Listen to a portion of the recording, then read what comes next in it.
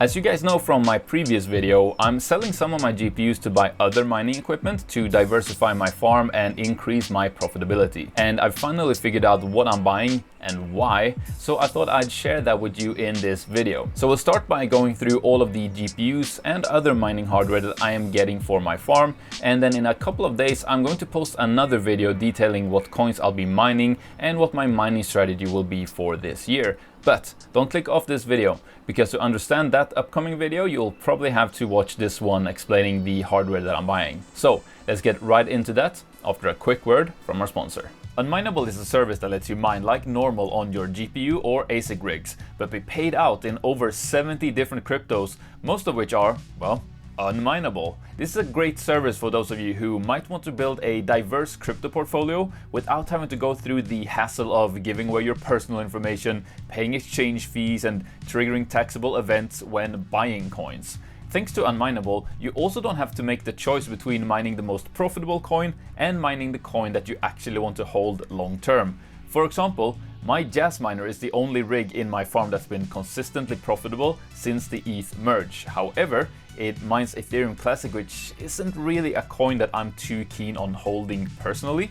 But with unMineable, I can keep that same level of mining profitability, but be paid in different coins I actually do want to hold, like maybe Dogecoin or Flux or Bitcoin. So check out unMineable through the link in the video description and get started today. Alright, so let's talk about GPU mining, which obviously I'm going to keep GPU mining.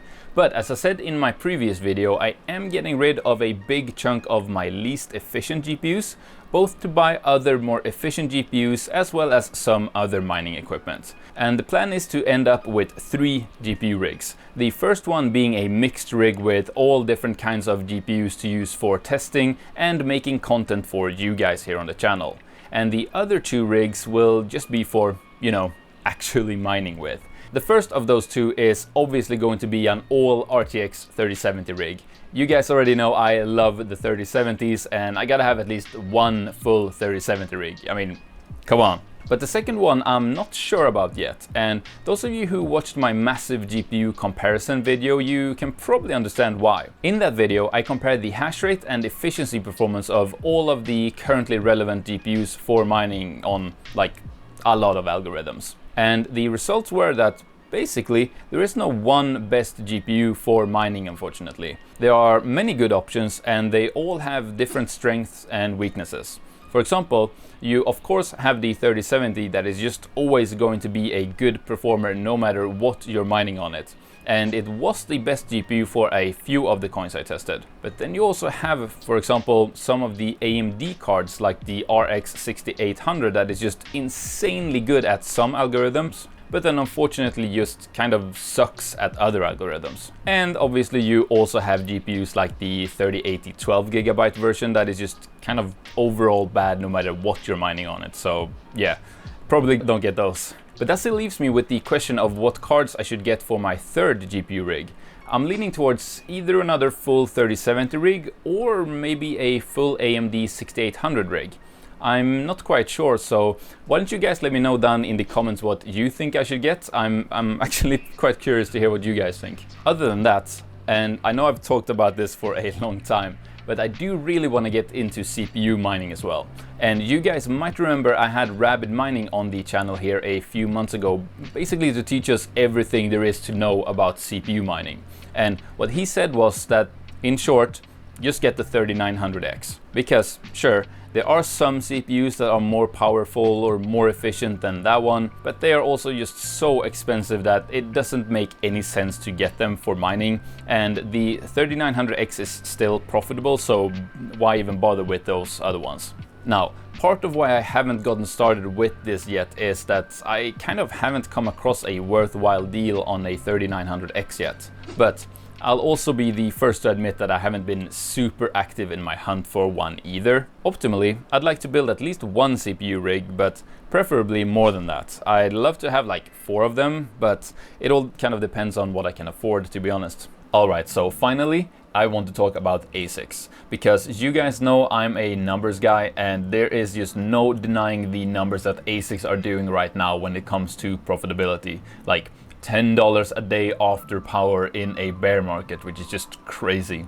Now, I kid you not, I have been deep into spreadsheets for like well over 2 weeks now, trying to do the math on what ASICs would make the most sense for me to buy, and I think I have finally figured it out. And to show you what my line of thought is, I have of course prepared a spreadsheet for you guys. Now, my main concern with purchasing an ASIC is I want something that is profitable now, but also has the best possible chance of staying profitable for the next couple of years. And to explain what I mean, I want to show you a miner that I'm definitely not considering buying based on this. So here we have the Bitmain HS3, which is a handshake miner, and that's all it mines, handshake, which is a coin currently ranked as number 670 on CoinMarketCap.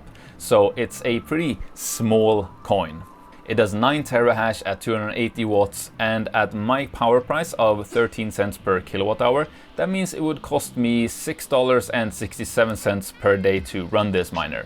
It currently yields about 439 HNS coins per day, and at the current coin price of roughly 3.5 cents per coin, that means it currently makes just under $15 a day before power and a bit over $8 after power. Now that all sounds well and good, but here is where it gets a bit sketchy. So the current total network hash rate on this coin is about 5,850 terahash. And remember, one of these miners do a massive 9 terahash. Now, let's say Bitmain, who makes these miners, will produce and sell 1,000 of them. That means that after those additional 1,000 miners come online, the network hash rate will grow from 5,850 terahash to a massive 14,850 terahash. That's over 2.5 times the network hash rate we currently have, 2.54 times to be exact. Which of course also means that your miner will then yield 2.54 times less coins, which means that at this same coin price, our daily revenue drops from $14.94 to a measly $5.88, which means that after we subtract our power cost of $6.67, we're actually losing 79 cents per day. But by doing a bit of fun math, we can easily gather that it only takes another 805 miners to be produced and shipped to push us into unprofitability with this miner. And this is not even taking into account that HNS will have a block reward halving just a month from now, which means your yield and revenue will be an additional 50% less compared to now. Alright, so let's look at another miner that has this same issue, but to a lesser extent, the KA3. Now, the KA3, just like the HS3, only mines one single coin, and in this case it's Kadena, which, to be fair, is a significantly bigger coin ranked at number 151 on CoinMarketCap. Now, before we move on, I just want to reiterate that what I'm about to show you is just my personal point of view. And there are actually a lot of people who are very keen on this particular miner for some other interesting reasons that I won't touch on today, but I actually have a video on what that is, and that's coming out on the channel here soon, so subscribe if you don't want to miss that. But let's move on and have a look at the KA3 here in the spreadsheet. So, as you can see, I've entered all of the same data here, and with that we can also see that it makes about $22 per day before power and roughly $12 after power. Now, if we were to do the same thing and hypothetically add an additional 1,000 of these miners to the network, we can see that the total network hash rate would go from about 440 petahash to 606 petahash, which is about 1.38 times as much. So a significantly smaller difference in relative network hash rate there, which then also means that our daily yield would also only see a 1.38 times reduction, still leaving us with a bit over $16 a day before power, or roughly $6 of profit after power. And finally, we can see that there would need to be another 3,213 of these miners coming online before I would become unprofitable with this miner at my current electric rate. But to me, that still isn't really good enough, and personally, I don't feel too good about the fact that you are completely locked into one single coin with the KA3. Now, I know that with ASICs, you're always locked into one single coin algorithm, well, in most cases anyway. But there are some ASICs that mine algorithms that are used by multiple coins. And obviously, the advantage there is that even if one of those coins were to completely crash and go away, your miner can still mine one of those other coins that use the same algorithm. And that brings me onto the two ASIC miners that I am actually looking to buy, starting with the E9 Pro, which is an ethash miner, meaning it can mine a lot of different coins that all use that same algorithm. But for my example here, I'm going to use Ethereum Classic in the spreadsheet. So you might think this miner looks relatively unimpressive with low daily profit of only $3 per day. But just keep an eye on the daily coin yield as we add our hypothetical 1,000 new miners to the network. As you can see, that takes the total network hash rate from 113 terahash to 116 terahash, which is just a 3% increase in net hash, or in other words, just a 1.03 times reduction in our yield. So with that, it only reduces our daily coin yield from 0.516 ETC to 0.5 ETC, which is barely even a reduction at all. And this is where I want you to keep in mind that your real daily profit is actually dictated by the price you end up selling the coin for, not the price of the coin on the day you mined it. And that's why I would much rather take a miner like this one, where the daily profit might look low, but the daily coin yield is solid. And this becomes a lot clearer when we look at the number of miners that would have to come online for this miner to be unprofitable for me, which is over 14,000 E9 Pros. And keep in mind, that is at my electricity price. So if your price is lower, it would take even more than that to make you unprofitable. But the main point I'm trying to make here is look at the coin yields, because even if another 14,000 of these miners come online, our yield would only go down from 0.5 ETC to 0.354 ETC. While if we do the same for the Handshake miner and add the 800 HS3s that it would take to push us into unprofitability there, it would bring our yield down from 439 HNS per day to only 196 HNS per day. Hold up. Before we move on, I just want to give a shout out to another YouTuber called Mining Stacker. He just started out on YouTube about 6 months ago, but the information in his videos is absolutely top notch. One of the main reasons why I wanted to recommend his channel to you guys is that, just like me, he's all about the numbers. And I think one of the main appeals of his channel, at least for me, is that he does a lot of ASIC mining content, which is a topic I do want to learn more about. But he does it from the perspective of an at-home miner. So he's having to face all of the same obstacles of ASIC mining at home that we do. I'll leave a link in the description to his channel. He's got a lot of good videos on there, so please check that out after this video and don't forget to subscribe. Alright, now back to the spreadsheet. Now, there is, of course, another ASIC miner that would be an even better option based on these calculations, and I'm about to show you which one that is. But first, an honorable mention, because I'm sure a lot of you were wondering why I wouldn't rather go for the new Jasminer X16-Q instead of the E9 Pro, since they mine the same coin, just that the X16-Q is significantly more power efficient. And to be fair, I really did consider it, because when you put that miner into the sheet, you can see that it would take an absolutely absurd amount of 95,000 of these miners to make it unprofitable for me at my power rate. And this is, of course, because of the insane power efficiency of this miner, since it uses almost half the amount of power per gigahash compared to the E9 Pro. Unfortunately, where it falls apart is the price. As you can see, it pretty much costs exactly the same as the E9 Pro, but it only has half the hash rate. That means that if I want to have the same hash rate, I would have to get 2 of them, which would cost an additional $3,500. And sure, I'd then get the same hash rate while only paying $4 in power per day instead of the $7 I'd pay for power with the E9 Pro. But it would take many days of paying those extra $3 in power to make up for the extra $3,500 I'd have to pay for the second Jasminer. I hope that all made sense. Like, the small saving in power each day doesn't make up for the massive amount you'd have to pay extra for the additional Jasminer. And the extra point that I want to make here too is also that I very much doubt that there will be an additional 14,000 E9 Pros coming online on the network, which means that the E9 Pro will stay profitable, so I don't really need to pay that extra money for the Jasminers in order to stay profitable.